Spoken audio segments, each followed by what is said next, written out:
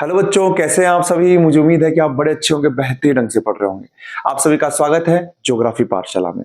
आज हम second book का सेकंड लास्ट चैप्टर कर रहे हैं, पाठ नंबर 8, अंतर्राष्ट्रीय व्यापार।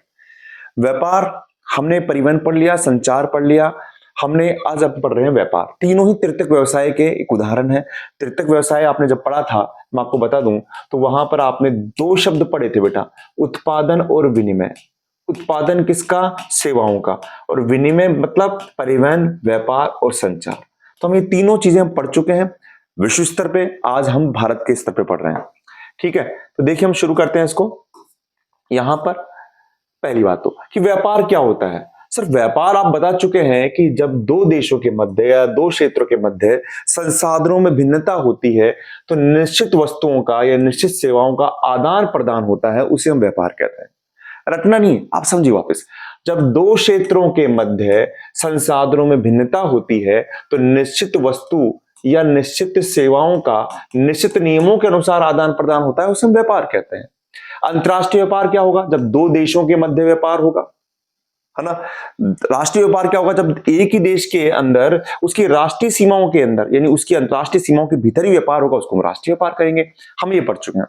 अब देखिए कुछ आंकड़े हैं, काफी अच्छे हैं कि 1950-51 में भारत का विदेशी व्यापार 1214 करोड़ था और अब 16-17 में भारत का विदेशी व्यापार 44,29,762 करोड़ हो गया है। तो ये विदेशी व्यापार में इतना जंप कैसे, इतनी बढ़ोतरी कैसे कैसे? उसका कारण ये है सरकार की उदार नीतियां। सरकार ने उदार नीतियां अपनाई बेटा, उदार नीतियां। विनिर्माण क्षेत्र में प्रगति। विनिर्माण क्षेत्र बताया था मैंने कि हाथ से या मशीन के द्वारा छोटी से छोटी से लेकर बड़ी से बड़ी वस्तु को बनाना, यानी हम आत्मनिर्भर हो गए हैं। पहले हम कोई वस्तु बनाने के लिए विदेशों पर निर्भर थे, लेकिन अब हम खुद अपनी वस्तुओं को बना लेते हैं, चाहे मोबाइल हो चाहे टीवी हो। बाजारों का विस्तार। देखिए सरकार की उदार नीतियों का मतलब यह है कि हमने 1990-91 के अंदर एलपीजी मॉडल अपनाया था। एल यानी लिबरलाइजेशन, उदारीकरण, निजीकरण और वैश्वीकरण। उदार नीतियों का मतलब है कि आप कहते हैं किसी को भी, आप आइए अपने उद्योग धंधे लगाएं, हम आपको कम पैसे पे आपको जमीन देंगे, हम आपको ऋण देंगे। इसके कारण क्या हो रहा है कि लोग आ रहे हैं और हम भी अपना विदेशी व्यापार बड़े स्तर पर कर रहे हैं। अब आता है व्यापार संतुलन।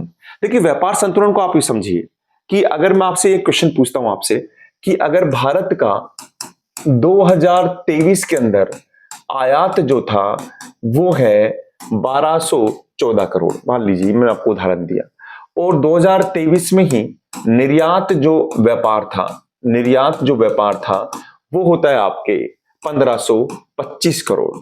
तो यहां पर पूछे कि व्यापार संतुलन कौन सा है, ये क्वेश्चन आया हुआ है। तो आप थोड़ा दिमाग लगाइए, आयात ज्यादा है निर्यात ज्यादा है? सर निर्यात ज्यादा है।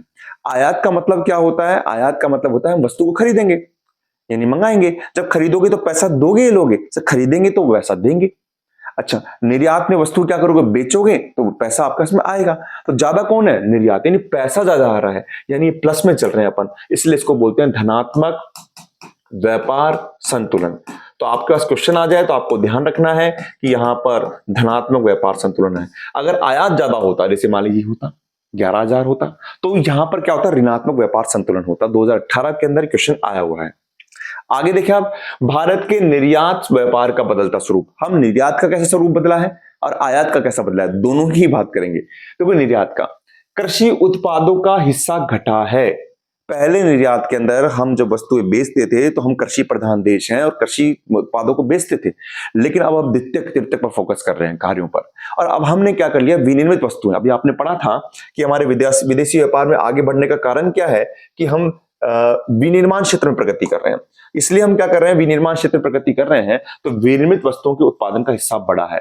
मोस्ट लाइन यहीं पर आ गई कि हम भारत में सबसे ज्यादा किसका निर्यात करते हैं? विनिर्मित वस्तुओं का। लिख लीजिएगा, सन 2016-17 में भारत की कुल निर्यात मूल्य में विनिर्माण क्षेत्र की हिस्सेदारी 73.6% हो गई है। कितनी परसेंट हो गई है? 73.6% हो गई है। एक बात बताना चाहूंगा बेटा, आप ये वीडियो देख रहे हैं तो प्लीज प्लेलिस्ट में जाकर आप क्वेश्चन कोर्स हमारा वही है। मैंने आपके बहुविकल्पीय प्रश्नों की एक सीरीज बना रखी है। मैंने आपके प्रतिशत के जितने भी क्वेश्चन बनते हैं, जितने भी क्वेश्चन बन रहे हैं उनकी एक सीरीज बना रखी है। मैंने इसके अलावा आपके अंतर वाले क्वेश्चनों की सीरीज बना रखी है। सन जो होते हैं, जैसे 2015 के अंदर ये हुआ, 2014 में ये हुआ, यानी 2014 के अंदर, 15 में, 13 में, जो भी आपके सन वाले क्वेश्चन की एक सीरीज बना रखी है, तो आप वहां से आप देख सकते हैं, झटपट से अपने आंसर को तैयार कर सकते हैं। ठीक है, सब मैंने आपको एक प्लेलिस्ट में डाल रखा है। भारत के विदेशी व्यापार में रत्नों और आभूषणों की हिस्सेदारी बड़ी है, यानी हमने यहां पर भी निर्यात में आगे बढ़े हैं। चीन तथा अन्य पूर्वी एशियाई देशों से हमारा प्रतिस्पर्धा रही है। देखो, हमारी प्रतिस्पर्धा विनिर्मित क्षेत्र में सबसे ज्यादा चीन से रहती है, क्योंकि चीन सस्ते दर पे आपकी वस्तुएं उतार देता है। जैसे मान लीजिए पटाखे देख लीजिए, आप खिलौने देख लीजिए, हमारा जो खिलौना है, जो व्यापार है, वो चीन के कारण बिल्कुल कमजोर हो जाता है। परंपरागत वस्तुओं के व्यापार में, जैसे कृषि उत्पाद, कॉफी, काजू, दाल में अंतर्राष्ट्रीय प्रतिस्पर्धा के कारण हम गिरावट दर्ज हुई है। अंतर्राष्ट्रीय प्रतिस्पर्धा का मतलब ये होता है कि आपने कॉफी मार्केट में लेकर आए, दूसरा कोई मार्केट लेकर आ रहा है कॉफी का, कोई देश, तो आपका अगर मूल्य, आपकी गुणवत्ता अच्छी नहीं होगी तो आप उसमें डिफीट खाएंगे, आप हार जाएंगे। लेकिन ताजा फल में और समुद्री उत्पाद में और चीनी के निर्यात में वृद्धि हुई है। तो क्या क्या हुआ है?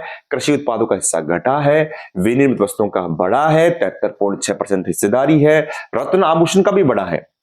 हमारे मुख्य जो कंपटीटर है वो चीन और अन्य पूर्वी एशियाई देश हैं, और फल और ताजा फल समुद्र का उत्पाद भी बढ़ा है। ठीक है, लेकिन ध्यान रखना कि विनिर्मित वस्तुओं का उत्पादन हिस्सा बढ़ा है। अब ऐसे ही भारत में आयात का बदलता स्वरूप, निर्यात था वैसे आयात। देखिए, 1950 एवं 1960 के दशक में आयात की प्रमुख वस्तु खाद्यान्न थी। हम जब देश आजाद हुआ, हमारे खाद्यान्न संकट था। मैंने बताया था आपको, भारत में कृषि विकास, याद कीजिएगा, तो हमने खाद्यान्न को किया। लेकिन जैसे हरित क्रांति आती है, हम खाद्यान्न में हो जाते हैं बिल्कुल संपूर्ण आत्मनिर्भर। लेकिन 73 में ऊर्जा संकट के कारण, हम पेट्रोल के बढ़ते दाम के कारण, हमने पेट्रोलों का आयात करना शुरू कर दिया, खाद्यान्न के स्थान पर उर्वरकों का। लेकिन आज की तारीख में सबसे ज्यादा जो आयात होता है वो होता है ईंधन, यानी कोयला और पेट्रोलियम का। ये भी लिख लीजिएगा, निर्यात होता है विनिर्मित वस्तुओं का, और आयात होता है कोयला पेट्रोलियम का। पूंजीगत वस्तुएं, निर्यात भूमि उद्योग, घरेलू क्षेत्रों की बढ़ती मांग के कारण पूंजीगत वस्तुओं के आयात में वृद्धि हुई है। दूसरे नंबर पर है मूल्यों के अनुसार कुछ वस्तुओं का आयात जो होता है। पहले हम पेट्रोलियम तथा इससे बने उत्पाद का आयात करते हैं, मैंने बता ही दिया। दूसरा अलौह धातु, तीसरा मोती एवं बहुमूल्य रत्न भी हम आयात करते हैं। ठीक है, आप बोलोगे सर निर्यात भी तो करते हैं, तो निर्यात तो कर रहे हैं और आयात भी कर रहे हैं। कुछ मोती आप बेच भी रहे हैं, कुछ मंगा भी रहे हैं, उसमें क्या। लेकिन नंबर 1 आयात में पेट्रोलियम है और निर्यात में विनिर्मित वस्तुएं हैं। अब देखिए, भारत का उद्देश्य क्या है कि आगामी 5 वर्षों में अंतर्राष्ट्रीय व्यापार में अपनी हिस्सेदारी दुगनी कर दे। कैसे कर दे? वो आयात उदारीकरण कर रहा है। आयात उदारीकरण का मतलब क्या होता है? मान लीजिए हमारा प्यारा भारत है, आयात का मतलब वस्तुएं आप क्या कर रहे हैं? खरीद रहे हैं। वस्तुएं क्या कर रहे हैं? आप खरीद रहे हैं। तो आपने आयात उदारीकरण कर दिया। मान लीजिए यहां पर कोई देश है, चीन है, वो चीन अपनी वस्तु यहां पर लाता है। मान लीजिए वस्तु उसकी 100 रुपए की है, आपने यहां पर टैक्स ले रखा 10%, तो 10% टैक्स लेते हैं, ये हो जाएगी 110 की। ठीक है, तो उसकी यहां नुकसान हो जाएगा, वो आयात करेगा ही नहीं। तो आपने इस टैक्स को या तो कम कर दिया या हटा दिया है। तो आयात उदारीकरण या आयात कर में कमी। डी लाइसेंसिंग का मतलब होता है लाइसेंस से मुक्ति दे दी है आपने। मतलब आप आएंगे यहाँ पर लाइसेंस लेंगे, जमीन का लाइसेंस लेंगे, फिर कोई फैक्ट्री खोल रहे हैं उसका लाइसेंस लेंगे, तो वो आपने लाइसेंस में ही छूट दे दी है। इसी कारण लोग यहाँ पर आ रहे हैं, फैक्ट्रियां लगा रहे हैं, पैसा लगा रहे हैं, विदेशी निवेश कर रहे हैं, जिससे हम लोगों को रोजगार मिल रहा है। भारत का विदेशी व्यापार समुद्र तथा वायु मार्ग से होता है। सबसे ज्यादा भारत का विदेशी व्यापार समुद्र के द्वारा, फिर वायु मार्ग के द्वारा। लेकिन आप सोचिए, हमारे प्यारे भारत के पास में जो नेपाल है, भूटान है, यहां पर कौन सा समुद्र है ना? चीन है, कौन सा समुद्र है? तो यहां पर हम नेपाल, भूटान, पाकिस्तान से व्यापार जो करते हैं वो सड़क मार्ग के द्वारा करते हैं। अब हमारे पास सबसे मोस्ट, भारत का विदेशी व्यापार मुख्यतः 2 मार्गों से होता है, समुद्र और वायु मार्ग। सड़क मार्ग को नहीं बढ़ रहे हम। अब समुद्री मार्ग में ये ध्यान रखें कि समुद्री जो पतन होते हैं या जो बंदरगाह होते हैं, पतन होते हैं या जो बंदरगाह होते हैं, वो अंतर्राष्ट्रीय व्यापार के प्रवेश मार्ग होते हैं। अंतर्राष्ट्रीय व्यापार के प्रवेश मार्ग होते हैं। और भारत में पूर्वी तट की अपेक्षा पश्चिमी तट पर बंदरगाहों की संख्या अधिक है। पूर्वी तट की अपेक्षा क्यों है? मैं आपको कारण बताता हूं। यहां पर सुनिए, आप कारण लीजिए। देखिए, ये आपका पश्चिमी तट है और ये पूर्वी तट है, ये पूर्वी तट है। इसका कारण सुनिए। पहला है ऐतिहासिक कारण। ऐतिहासिक कारण, ऐतिहासिक कारण ये हुआ है कि यहां से जो यूरोपीय जो लोग आए थे उनके नजदीक पश्चिमी तट था, तो इन्होंने यहां पर इन बंदरगाहों का विकास किया। तो यहां पर बंदरगाहों का विकास हो गया, कोच्चि का हो गया, मंगलोर का हो गया, मुंबई का हो गया, कांडला का हो गया। पहला कारण। दूसरा दूसरा भौगोलिक कारण, जो आपके यहां पर पश्चिमी तट थे, यहां पानी गहरा है, यहां पर आराम से जहाज आते हैं, जबकि सारी नदियां यहां गिर रही है पूर्वी तट पर, तो यहां अवसाद जमा होने के कारण यहां पर बड़े बंदरगाहों का विकास नहीं हुआ है, कम हुआ है। दो कारण। तीसरा आर्थिक कारण क्या लिखेंगे कि पश्चिमी तट के पास में आपके जो राज्य हैं, चाहे आप केरल की बात करें, कर्नाटक की बात करें, महाराष्ट्र की बात करें, गुजरात की बात करें, सब विकसित राज्य हैं। जबकि पश्चिमी तट पर पश्चिमी तट पर देख लीजिए आप, सब विकसित राज्य हैं। जबकि पूर्वी तट पर बात करें आप, चाहे आप यहां से वेस्ट बंगाल की बात करें, उड़ीसा, छत्तीसगढ़, झारखंड, ये सब गरीब राज्य हैं। इसके कारण यहां पर बंदरगाहों का कम विकास हुआ है। तो पश्चिमी तट पर बंदरगाहों का विकास अधिक होने के कारण, ऐतिहासिक कारण, यूरोपीय लोग, अंग्रेजों के यहाँ पर नजदीकी कारण, आपके पास में यहाँ पर भौगोलिक कारण बता दिया मैंने, अवसाद ज्यादा है पूर्व पर और पश्चिम पर गहरे हैं, आर्थिक कारण बता दिया, विकसित राज्य। अब देखिए यूरोपीय व्यापारियों के आगमन तथा अंग्रेजों द्वारा भारत को उपनिवेश बनाने के बाद समुद्री बंदरगाह अंतर्राष्ट्रीय व्यापार के प्रवेश द्वार के रूप में विकसित होने लगे। जो समुद्री जो बंदरगाह है ना, वो अंतर्राष्ट्रीय व्यापार के प्रवेश द्वार के रूप में विकसित होने लगे। इसी कारण तो कोची बंदरगाह को अरब सागर की रानी कहा गया था, वेम्बनाथ झील को भी अरब सागर की रानी कहा गया था। अब देखिए, वर्तमान में भारत में 12 प्रमुख पतन, 200 छोटे पतन हैं, जिनमें से ये मुख्य पतन का जो निगरानी रखता है वो केंद्र सरकार, और छोटे पतन की निगरानी जो रखता है वो होती है राज्य सरकार। तो देखिए बेटा, ये मोस्ट क्वेश्चन है, ये आ जाता है कि हमारे पास में टोटल 12 मुख्य पतन है, बंदरगाह है, और 200 छोटे पतन है। इन मुख्य पतनों का रखरखाव केंद्र सरकार करती है, छोटे पतनों का राज्य सरकार करती है। अब देखिए कुछ मोस्ट बात कि अंग्रेजों ने इन पतनों का उपयोग करके पृष्ठ प्रदेशों के संसाधनों का उपयोग करने के लिए किया था। तो यहां से क्वेश्चन बनता है, जैसे हमने रेलवे मार्ग का पढ़ा था ना, कि अंग्रेजों ने रेलवे मार्ग का विस्तार क्यों किया? प्राकृतिक संसाधनों का दोहन करने के लिए किया, और उन रेल मार्गों के द्वारा ही वो अंतरराष्ट्रीय पतनों तक अपनी सामग्री को पहुंचा रहे थे, इस कच्चे माल को। तो अंग्रेजों ने इन पतनों का उपयोग इनके पृष्ठ प्रदेश, देखिए पृष्ठ प्रदेश का मतलब मैं बता दूंगा आपको, ये पहले भी आपने पढ़ा हुआ है कि जैसे मान लीजिए हम कलकत्ता की बात करते हैं, तो कोई पतन या बंदरगाह जितने क्षेत्र तक अपनी सेवा उपलब्ध करवाता है उसे उसका पृष्ठ प्रदेश कहते हैं। अब ये सेवा उपलब्ध कैसे कराएगा? उनसे जुड़े हुए रेल मार्ग के द्वारा या सड़क मार्ग के द्वारा, है ना। ऐसे तो नहीं हवा में जाएगी चीजें, तो सेवा वहीं से उपलब्ध होगी। बाद में देखिए लिखा हुआ है, बाद में रेलवे के विस्तार के कारण जो स्थानीय बाजार थे, मान लो गांव में कोई चीज बन रही है, उनको उसने क्षेत्रीय बाजार से जोड़ दिया, क्षेत्रीय बाजार थे उनको राष्ट्रीय बाजार से जोड़ दिया, और राष्ट्रीय बाजारों को अंतरराष्ट्रीय बाजारों से जोड़ दिया। ठीक है। सबसे खास बात यहां पर समझिए आप, यहां पर एक क्वेश्चन आता है कि रटना नहीं है, बिल्कुल समझना है आपको, कि जब देश का विभाजन होता है तब यहां पर एक पतन था कराची, आपके पश्चिम में, और यहां पर बांग्लादेश में एक पतन था, बांग्लादेश नहीं कहेंगे, भारत ही कहेंगे, चिटगांव। यहां पर था कराची और यहां पर था चिटगांव। लेकिन विभाजन के बाद में कराची चले गया पाकिस्तान में और चिटगांव चले गया पूर्वी पाकिस्तान में, या फिर आज के वर्तमान बांग्लादेश में।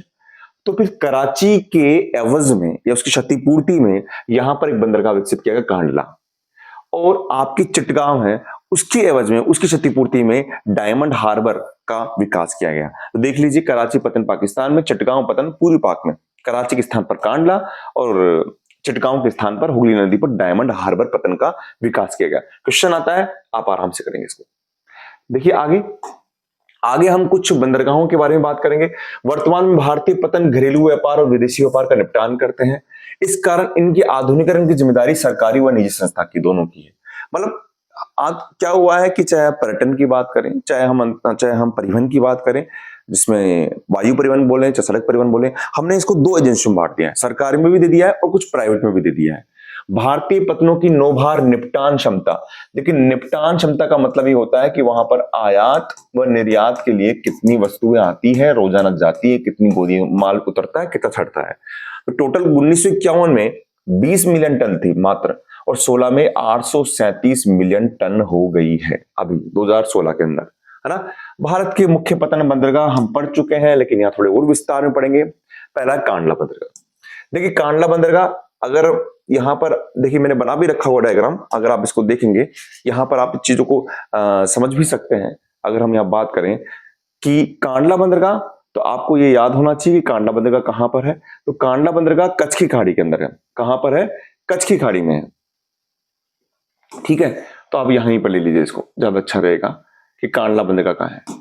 देखिए कांडला बंदरगाह के लिए हम बात करें, जैसे ये हमारा नक्शा हो गया और इस तरीके से बात हो गई, और यहां पर ये, तो ये आपकी खंबाती खाड़ी होगी। तो कच्छ की खाड़ी पर क्या है? कांडला बंदरगाह। कांडला बंदरगाह यहां पर है।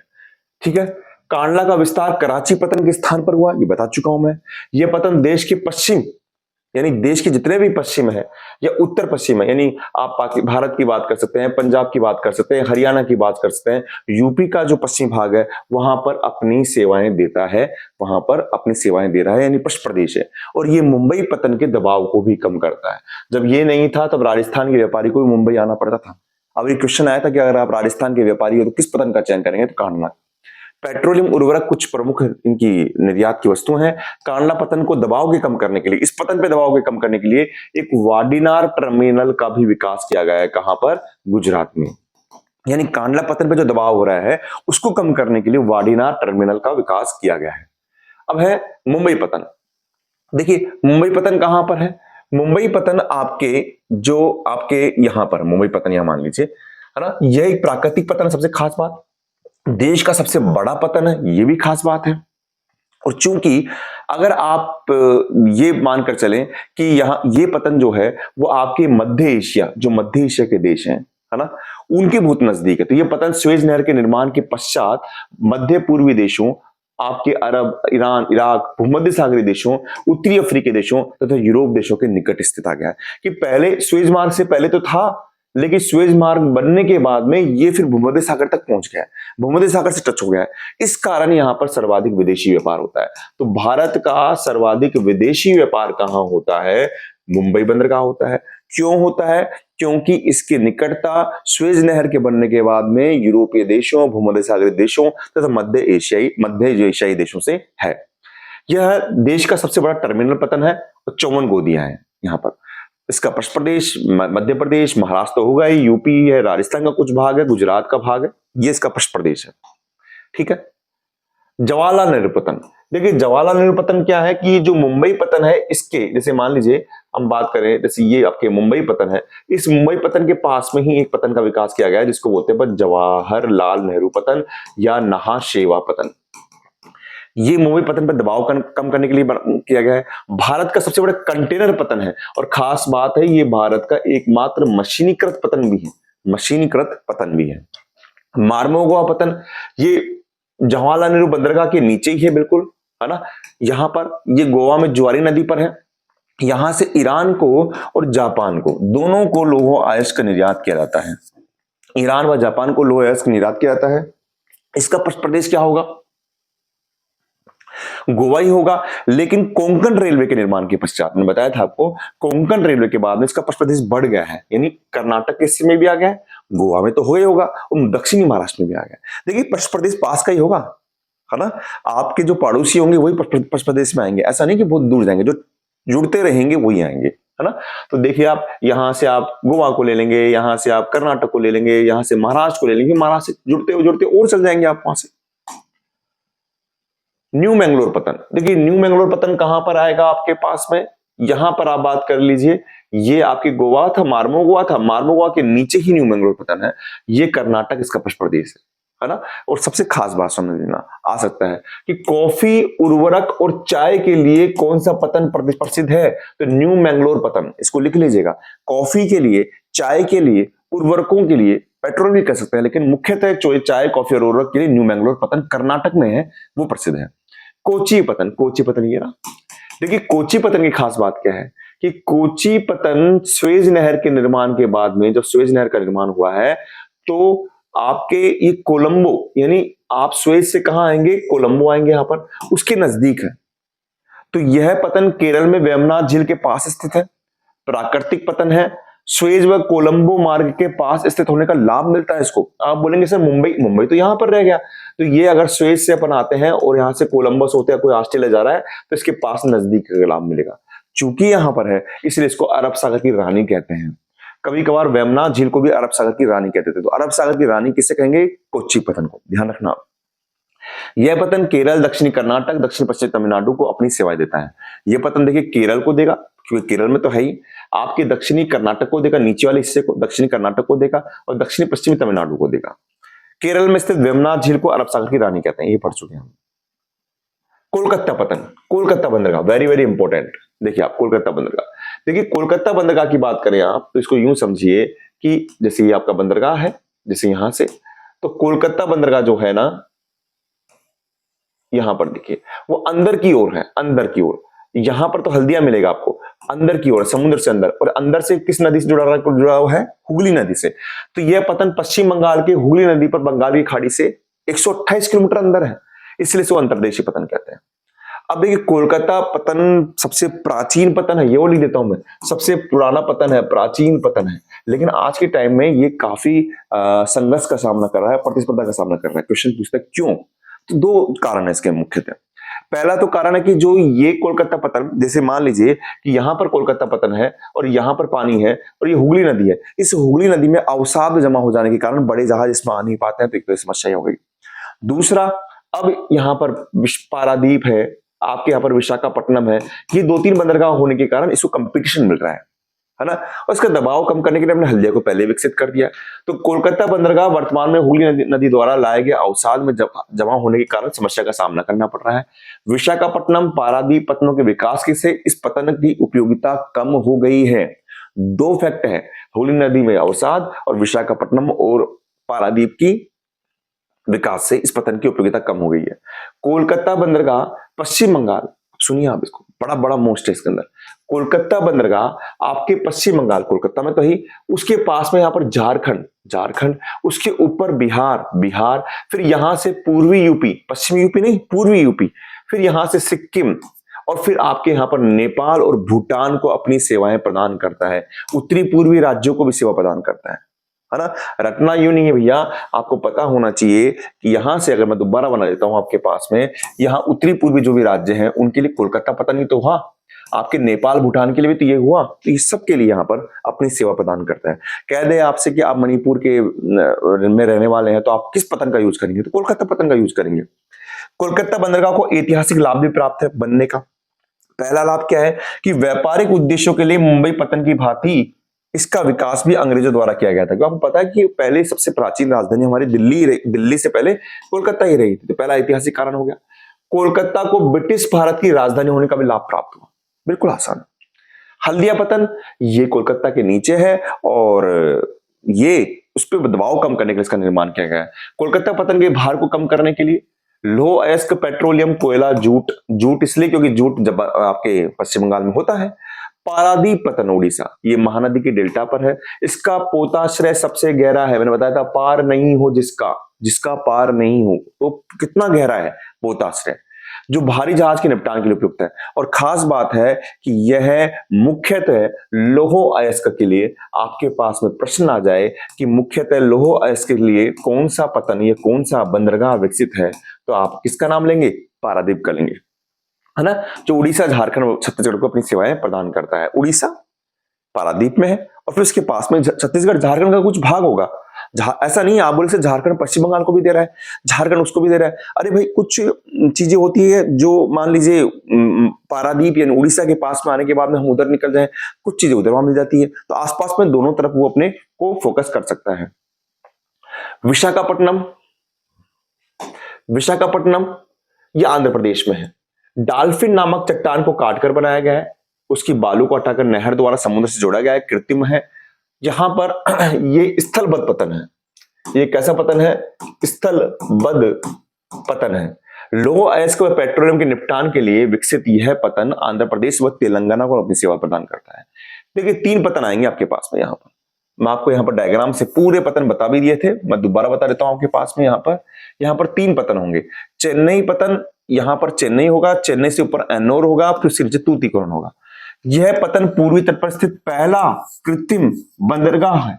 बताया था मैंने आपको, 1859 में बना था, पहला कृत्रिम बंदरगाह है। इस कृत्रिम पतन के निकट उथला जल होने के कारण विशाल जहाजों के लिए अनुकूल नहीं है। तमिलनाडु और पांडिचेरी इसके पृष्ठ प्रदेश है, तमिलनाडु और पांडिचेरी। इस पे दबाव कम करने के लिए एन्नोर पतन बनाया गया है तमिलनाडु में, तूतीकोरन भी बनाया गया है तमिलनाडु में, ये चेन्नई पतन के भार को कम करने के लिए बनाया गया है। कोयला, नमक, खाद तेल, चीनी, पेट्रोलियम, ये सब इसके यहाँ पर आपके इसके चीजों का निपटान किया जाता है। तो चेन्नई पतन पर माफ कीजिएगा, भार कम करने के लिए एन्नोर व तूतीकोरन पतन का निर्माण किया गया है। अब हमारे हवाई अड्डे, मुख्य हवाई अड्डे, लेकिन आप देखिए अगर आपको तीव्र परिवहन करना है, तीव्र आपको जल्दी जाना है, तो आप वायु परिवहन का यूज करेंगे, उतना ही पैसा देना पड़ेगा। तो अंतरराष्ट्रीय व्यापार में लंबी दूरी तक वो अधिक मूल्य वाले या जल्दी खराब होने वाले सामान है, उसको कम समय में ले जाने के लिए वायुयान महत्वपूर्ण साधन है। मतलब जो सामान जल्दी खराब हो रहा है या जिसकी उपयोगिता है कि आपको जल्दी उसकी सूचना देनी है संचार में भी, तो वायु परिवहन का यूज करेंगे, है ना। भारी व स्थूल वस्तुओं को ले जाने में अनुपयुक्त है, तो सर भारी व स्थूल वस्तुओं को ले जाने में कौन उपयुक्त है? जल परिवहन उपयुक्त है। कौन सा उपयुक्त है? जल परिवहन उपयुक्त है। इसलिए अंतरराष्ट्रीय व्यापार में महासागरीय मार्ग अधिक महत्वपूर्ण है। यह आ गया, आपसे पूछे कि अंतरराष्ट्रीय व्यापार में सबसे प्रमुख साधन कौन सा है, तो न तो सड़क है मेरे भाई, न रेल है, न आपका वायु है, आपका आएगा महासागरीय मार्ग। 2016-17 की रिपोर्ट में भारत में 25 अंतरराष्ट्रीय हवाई अड्डे हैं। जैसे मुख्य बंदरगाह 12 है ना, तो ये 25 हैं, याद रख लेना आप इसको, 25 अंतरराष्ट्रीय हवाई अड्डे हैं। अब कुछ हवाई अड्डों के मैंने बना रखे हैं, आप देख लीजिए। यहां पर जैसे मान लीजिए हम बात करते हैं कोलकाता की, उड़ीसा में भुवनेश्वर है, ये उड़ीसा में आ गया। विशाखापट्टनम कहां पर? ये आंध्रा में है। चेन्नई, कोयम्बटूर तमिलनाडु में है। आपका केरल में देखिए, अब केरल में कालीकट भी है, कोच्चि भी है, कन्नूर भी है, तिरुवनंतपुरम भी। आप केरल में मध्य में लगा दीजिए कहीं पर भी। आपके कर्नाटक में न्यू बेंगलोर है, इधर की तरफ अंदर की तरफ बेंगलोर है। गोवा में है, मुंबई है। अहमदाबाद कहां आएगा? आपके खंबात की खाड़ी से ऊपर की ओर, इधर नहीं, यहां से इस पार्ट के ऊपर। फिर महाराष्ट्र में पुणे और नागपुर है। जयपुर, श्रीनगर, चंडीगढ़, पंजाब और हरियाणा की राजधानी, दिल्ली, लखनऊ, पटना, गुवाहाटी और कोलकाता। तो ये आपके प्रमुख आपके अंतरराष्ट्रीय हवाई अड्डे हैं। इनको आप नक्शे में देखिए, और वैसे अगर एग्जाम में आता है तो आप इस तरीके से डायग्राम बना सकते हैं। मुझे उम्मीद है कि आपको क्लास पसंद आई होगी। हम थोड़ा सा अगर इसको रिकैप करें, हल्का सा एक बार रिकैप करें। जैसे मान लीजिए मैं आपके लिए ये लेकर आता हूं, यहां पर देखते हैं हम। देखिए एक बार मैं अगर इसको थोड़ा सा आपके लिए करूं, तो ये देखिए आप, अगर हम बंदरगाहों की बात करते हैं बेटा, मैं जल्दी से करता हूं। आपका कोलकाता बंदरगाह कहां पर है? आपके ये कोलकाता बंदरगाह है। यहां पर कौन सा है? हल्दिया है सर। यहां पर कौन सा है सर? पारादीप है उड़ीसा में। यहां कौन सा है सर? आपका विशाखापट्टनम है। सारी बात कर लेंगे। यहां पर कौन सा है सर? चेन्नई है, ये बात कर भी चुके हैं। यहां पर कौन सा है सर? एन्नोर है। यहां पर कौन सा है सर? तूतीकोरन है। यहां पर कौन सा है सर? कोची है। ठीक है। यहां कौन सा है सर? मार्मो गोवा है। यहां पर कौन सा है सर? यहां पर आपका जवाहरलाल नेहरू है। यहां पर कौन सा है सर? ये मुंबई है। और यहां पर कौन सा है? ये कांडला है। ठीक है। अगर इनमें अपन अभी जैसे अपने पढ़ा, हम थोड़े से हवाई अड्डों की बात करते हैं, तो कोलकाता की तो बात कर ही ली थी हमने। कोलकाता के बाद में हमने जैसे मान लीजिए यहाँ पर जयपुर की बात की, तो जयपुर लगभग यहाँ पर आएगा। ये जयपुर आ गया आपके पास में। आपके यहाँ पर क्या आ जाएगा? आपके चंडीगढ़ आ जाएगा, ये आपका दिल्ली आ जाएगा। यहाँ पर आपके इसमें और क्या थे हमारे पास में, अगर हम देखें यहाँ पर आप देखिए। इसके अलावा आप हवाई अड्डे के अंदर आप इसमें क्या कर सकते हैं? यहाँ पर आपने कोच्चि कर लिया, यहाँ पर आपने कन्नूर कर लिया, कालीकट कर लिया, है ना। तो केरल में तो आ रहा है। यहाँ पर आपने न्यू बेंगलोर कर लिया। यहाँ पर आपके कर्नाटक में अंदर की तरफ क्या कर लिया आपने? बेंगलोर कर लिया। इस तरीके से आप पूरे हवाई अड्डे को कर सकते हैं। तो मुझे उम्मीद है कि बेटा आपको क्लास अच्छी लगी होगी। नक्शे के अंदर मैंने डाल रखी है प्लेलिस्ट, आप सारे नक्शे देख सकते हैं और अपनी तैयारी को मजबूत कर सकते हैं। मिलता हूं मैं आखिरी पार्ट में इसी जोश के साथ में। आप बस यूं पढ़ते रहें, आगे बढ़ते रहें। थैंक यू बेटा।